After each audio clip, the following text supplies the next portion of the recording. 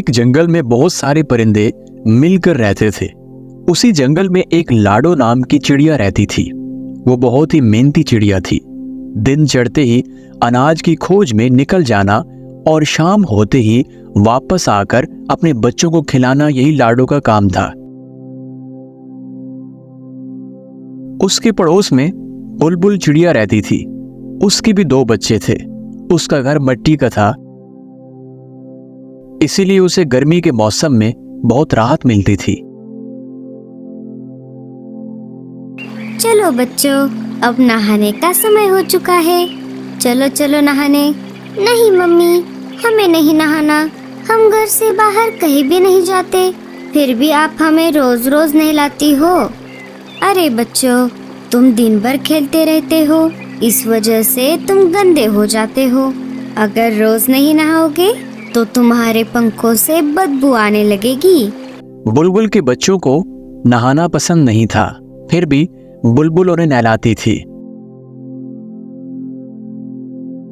बुलबुल ने अपने बच्चों को नहलाया और उन्हें सूखने के लिए अपनी छत पर खड़ा कर दिया। चलो, अब मेरे काम का समय शुरू हो जाएगा। जंगल के पंछी एक एक करके मेरे स्विमिंग पूल में नहाने आएंगे। बुलबुल बहन, क्या मैं मेरे बच्चों को नहलाऊं? हाँ हाँ, क्यों नहीं, पर तुम्हें पता है ना, एक बच्चे को एक बेरी। हाँ हाँ, मुझे मालूम है। ये लो 2 बेरियां।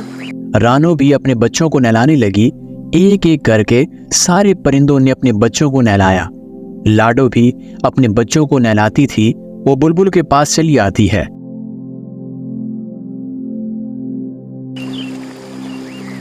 बोलो लाडो, क्या काम है? बुलबुल बहन, मुझे भी मेरे बच्चों को नहलाना है।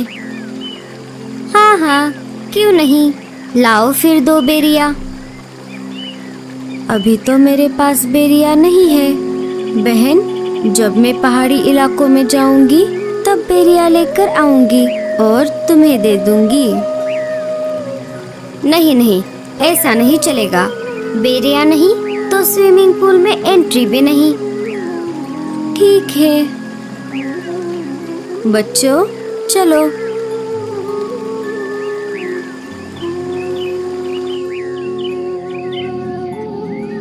माँ, हमें भी बुलबुल आंटी के स्विमिंग पूल में नहाना है। नहीं बच्चों, हम नहाने के लिए नदी में जाएंगे। वहाँ का पानी साफ सुथरा है। लाडो अपने बच्चों को स्विमिंग पूल में नहलाना चाहती थी। बेचारी लाडो कर भी क्या सकती थी। बेरों का दरख्त बहुत दूर था और लाडो अपने बच्चों को अकेला छोड़कर इतना दूर नहीं जा सकती थी। वो अपने बच्चों को लेकर नदी पर आ जाती है और एक एक करके उनको नहलाती है।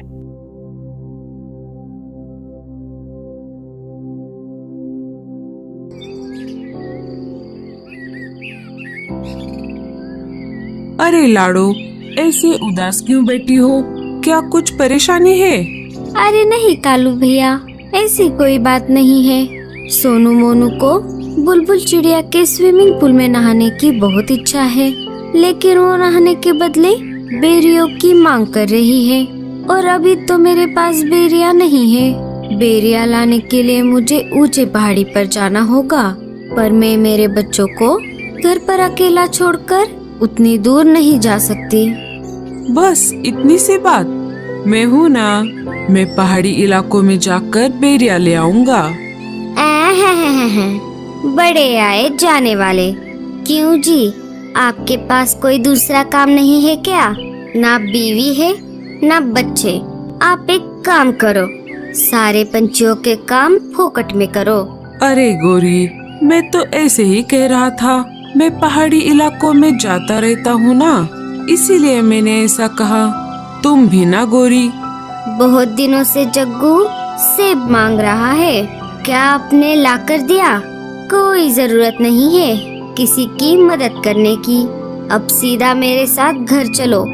कालू कौवा वहाँ से चला जाता है। मम्मी, मुझे भी स्विमिंग पूल में नहाना है। अरे जग्गू, तुझे नहाने की कोई जरूरत नहीं है, तू तो वैसे भी साफ सुथरा है। लाडो उदास बैठी थी कि तभी वहां भूरा कौवा आ जाता है।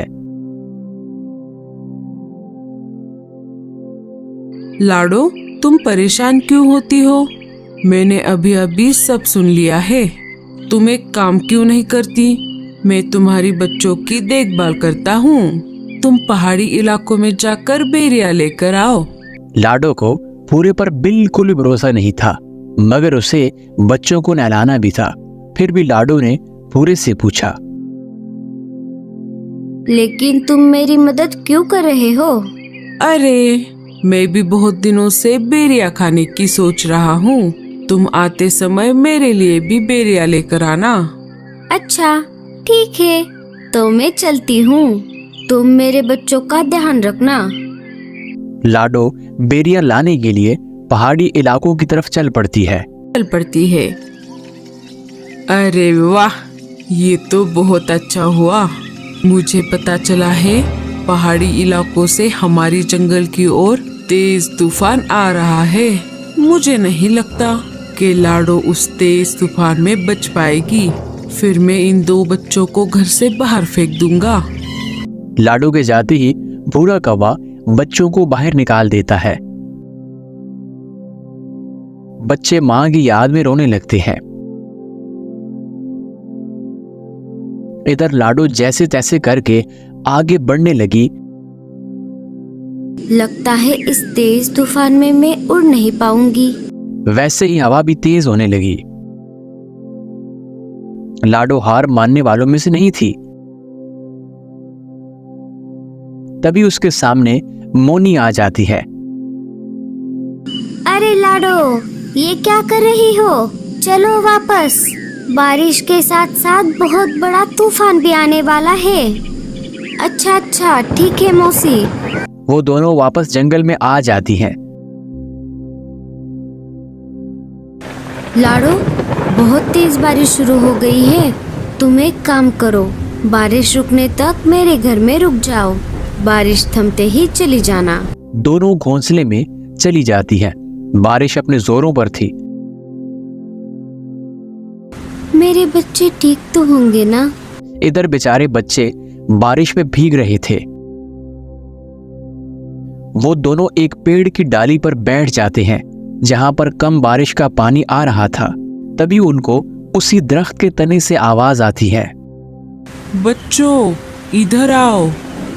बच्चे अंदर चले जाते हैं। इधर भूरा कौवा मजे से सो रहा था। तभी एक तेज हवा का झोंका आता है और भूरे का घोंसला पानी में गिर जाता है। भूरा अपने घर का दरवाजा खोल नहीं पाता और डूब जाता है। थोड़ी देर बाद बारिश कम हो जाती है।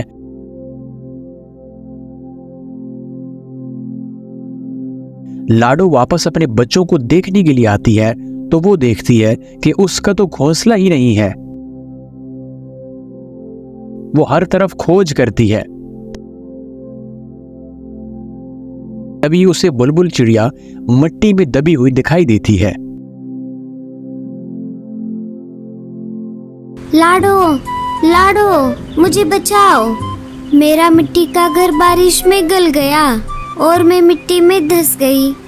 जान की परवाह ना करते हुए लाडो बुलबुल को बाहर निकालती है। लाडो, मुझे माफ कर दो। मैंने तुम्हारे साथ बहुत बुरा बर्ताव किया। लाडो बुलबुल को कुछ ना बोलते हुए अपने बच्चों को खोजने लगी। तभी दरख्त के तने से बच्चे बाहर आ गए और अपनी माँ को पुकारने लगे, माँ, माँ, हम यहाँ पर हैं। लाडो अपने बच्चों को देखकर बहुत खुश हो गई। अरे मेरे बच्चों, तुम कहाँ पर गए थे? माँ, आपके जाते ही उस भूरे अंकल ने हमें घर से बाहर निकाला था और हम यहाँ पर आ गए थे। हमें इन बूढ़ी दादी ने बचाया।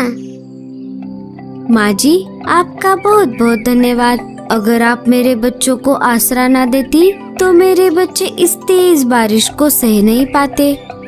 कुछ दिन गुजरे ही थे कि फिर सारे परिंदे मिलकर जंगल के बीचों बीच एक बड़ा सा खूबसूरत स्विमिंग पूल बनाते हैं जिसमें वो रोज नहाने लगते हैं। दोस्तों, आपको हमारी कहानी कैसी लगी कमेंट में जरूर बताइएगा।